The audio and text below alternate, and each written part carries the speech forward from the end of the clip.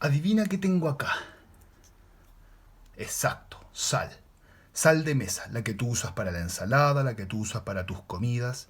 Yo veo la sal y la veo que es de color blanca, es cristalina, incluso se parece un poco al azúcar. Sin embargo, la sal y el azúcar son muy distintas. ¿Nunca te has preguntado por qué la sal y el azúcar son tan distintas?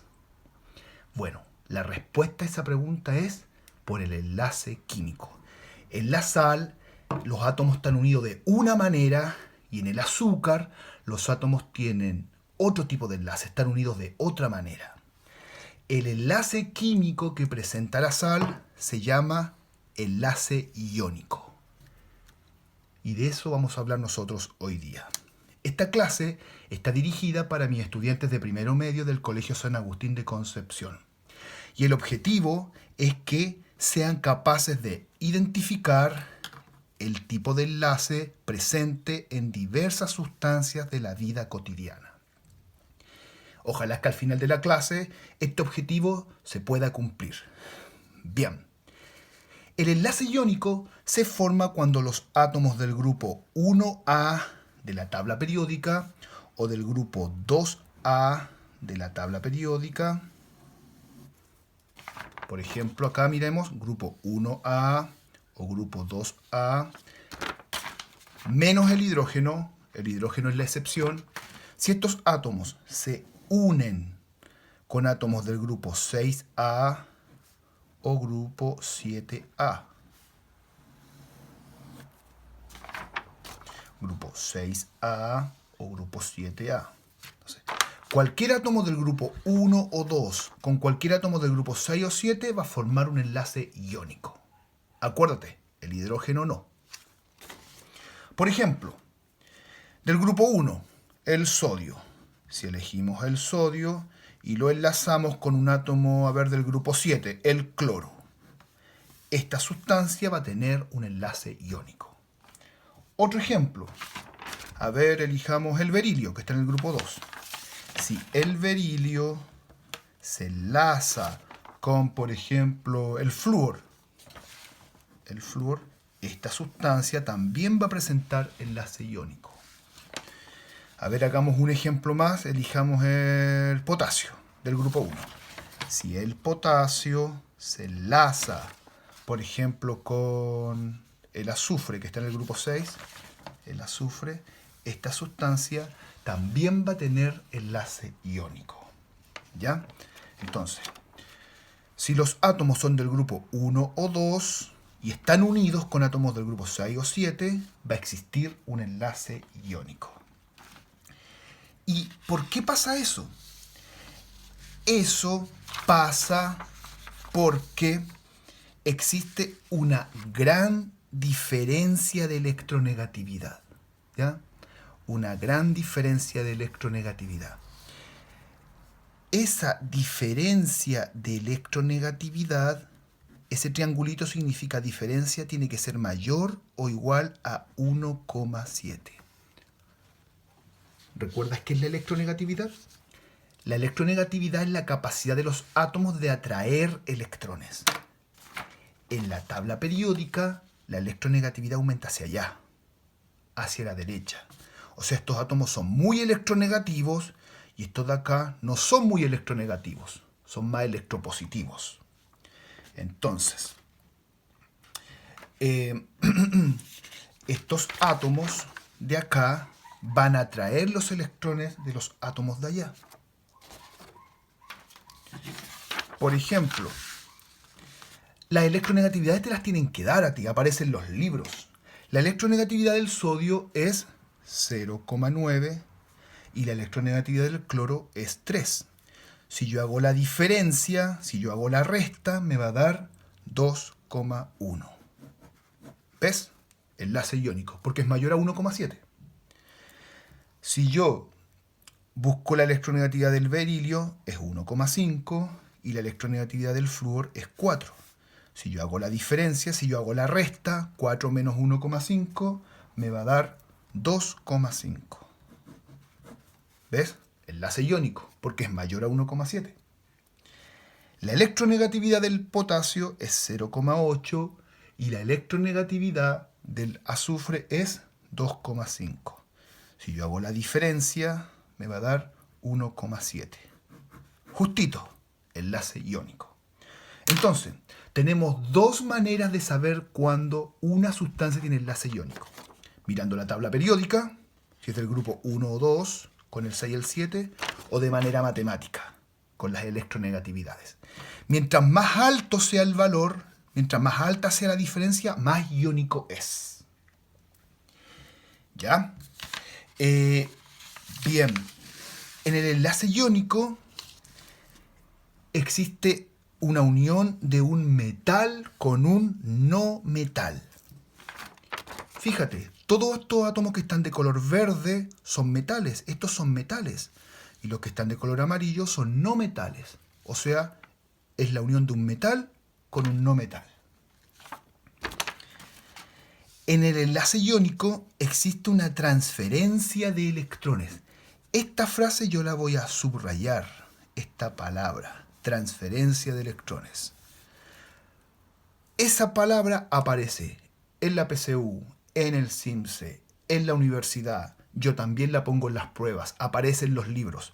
Cuando tú hables de enlace iónico, lo primero que se te tiene que venir a la mente es transferencia de electrones. Esa es la palabra clave. ¿Por qué? Por ejemplo, el sodio. El sodio, aquí está el sodio, está en el grupo 1A. Como está en el grupo A, tiene un electrón de valencia. Y el cloro, acá está el cloro, está en el grupo 7. O sea, tiene 7 electrones de valencia. 1, 2, 3, 4, 5, 6, 7. Sodio y cloro. ¿Cuál es más electronegativo? El cloro, porque está más a la derecha. Entonces, este cloro le dice a ese electrón, ven para acá, lo atrae, porque es más electronegativo. ¿Por qué el cloro necesitará ese electrón? A ver. Exacto, porque como él tiene 7, al ganar 1 va a quedar con 8. Y así va a cumplir con la regla del octeto. Va a ser estable, va a ser feliz. O sea, va a haber una transferencia de electrones. Entonces, ¿esto cómo va a quedar? ¿Cuál va a ser el resultado? Así. El sodio, como perdió un electrón, va a quedar positivo, porque los electrones son negativos. Si yo pierdo electrones negativos, quedó positivo. Y el cloro, al ganar un electrón de más, ahí está el electrón de más que ganó, va a quedar negativo. Y positivo con negativo se atrae. Y esa atracción es el enlace iónico. El enlace iónico es una atracción electrostática. Es como un imán, igual que un imán.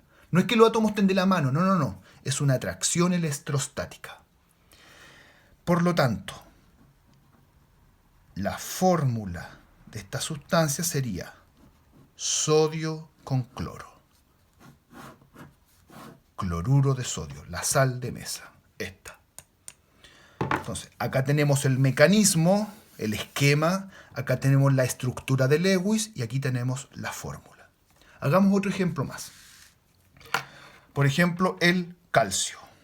El calcio, aquí está el calcio, mira, en el grupo 2A. Y lo vamos a unir con el flúor. ¿Ya? Con el flúor. El calcio, como está en el grupo 2, significa que tiene 2 electrones de valencia. 1 y 2. Y el flúor, como está en el grupo 7, significa que tiene 7 electrones de valencia. 1, 2, 3, 4, 5, 6 y 7. ¿Cuál es más electronegativo? ¿Calcio o flúor? El flúor, porque la electronegatividad aumenta hacia allá. Entonces, este flúor le va a decir a ese electrón, ven para acá. Entonces, se va a ir hacia allá. Va a haber una transferencia. Y ahí el flúor va a quedar con 8, con el octeto. Pero el calcio no puede quedar con un electrón, con un radical, porque sería muy inestable, muy explosivo. ¿Ya? Entonces, ese calcio va a tener que dar ese electrón a otro flúor. Los átomos nunca andan solos, andan de hartas cantidades. Entonces aquí vamos a poner otro flúor. ¿Ya? Entonces, ¿cuál va a ser el resultado final de acá? El calcio, como perdió 2 electrones, que son negativos, va a quedar más 2, va a quedar positivo. Este flúor, como ganó un electrón de más, va a quedar negativo. Y este flúor acá igual. Como ganó un electrón de más, ¿ya? También va a quedar negativo. Y positivo con negativo se atrae. O sea que hay 2 enlaces iónicos, S y S, ¿ya? Bien, entonces, y la fórmula de esta sustancia sería que un calcio se une con 2 flúor. Fluoruro de calcio. Acá tenemos el mecanismo, ¿cierto? Acá ese iba ahí, no ahí. ¿Ya? El mecanismo, acá tenemos la estructura de Lewis y aquí tenemos la fórmula. Bien, entonces, en el enlace iónico existe una atracción electrostática. ¿Ya?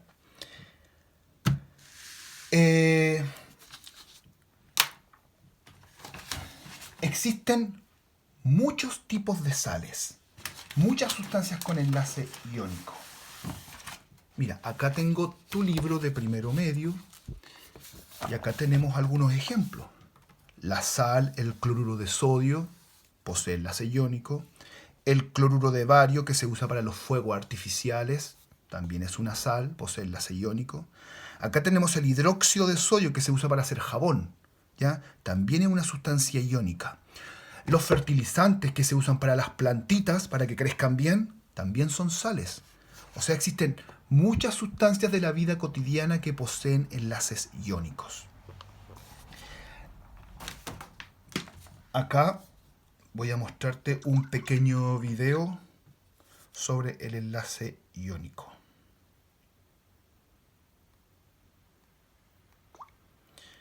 Fíjate, acá tenemos el sodio que tiene 11 electrones, pero un electrón en la capa de valencia, en la capa de afuera. Ese electrón se va a transferir hacia acá. Y este tiene 7 electrones en la capa de valencia y ahora quedó con 8 en la capa de afuera. Este sodio no es que no haya quedado sin nada. El sodio, fíjate que quedaba con la capa anterior. La capa anterior, la capa de abajo, quedaba llena. Igual cumplía con el octeto. ¿Ya? Aquí cualquier persona podría pensar que al transferir el electrón queda sin nada. No, no, no. Queda con la capa anterior. ¿Ya? Y esa capa igual cumple con el octeto. Está llena. Las sustancias con enlace iónico tienen varias características. Características de las sustancias con enlace iónico. Son redes cristalinas. Acá.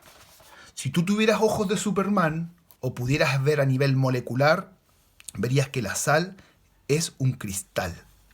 Es una red cristalina. ¿Ya? ¿Qué más? Las sustancias con enlace iónico son solubles en agua. ¿Tú sabes eso? La sal se disuelve en el agua.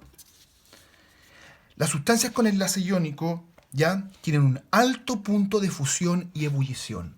O sea, necesita mucha temperatura para fundirse, para derretirse. El azúcar tú la derrites fácilmente y formas caramelo. Pero la sal, si tú intentas derretir sal, no vas a poder. Porque para que la sal se funda necesitas como 800 grados Celsius. Mucha temperatura. Es muy difícil. Y para que bulla, para que hierva, más difícil todavía. O sea, tiene un alto punto de fusión. Necesita mucha temperatura. En estado líquido conduce la electricidad. Mira, acá tenemos 2 experimentos. Una ampolleta enchufada y estos cablecitos, son electrodos, están en un vaso con una sustancia. Acá igual, una ampolleta que está enchufada y estos cablecitos están en una sustancia. En el caso A la ampolleta encendió y en el caso B la ampolleta no encendió. ¿En cuál de las dos, en los dos vasos hay enlace iónico? ¿En cuál de los dos vasos hay sales? ¿A o B? Muy bien, el caso A. Aquí hay enlace iónico, aquí hay sal. Porque la sal, al disolverse en el agua, libera iones. Y los iones conducen la electricidad. Acá seguramente hay agua con azúcar. Y el azúcar no libera iones. Por lo tanto, no conduce la electricidad. Bien, en el aula virtual voy a ponerte una actividad relacionada con este tema. Así que espero que la hagas en el tiempo que ahí se indica. Nos vemos pronto.